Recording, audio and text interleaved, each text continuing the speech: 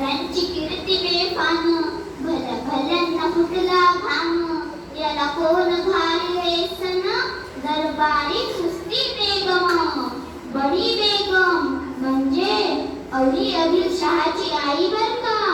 नजरेत तिच्या अंगार, दरबार झाला गपकार, कोणी घेई ना पुढकार, साऱ्यांनीच मानली हार. इतक्यात अचानक एक सरदार उठला, बोलला, हम लाएंगे शिवाजी को. अन त्याने विडा उचलला.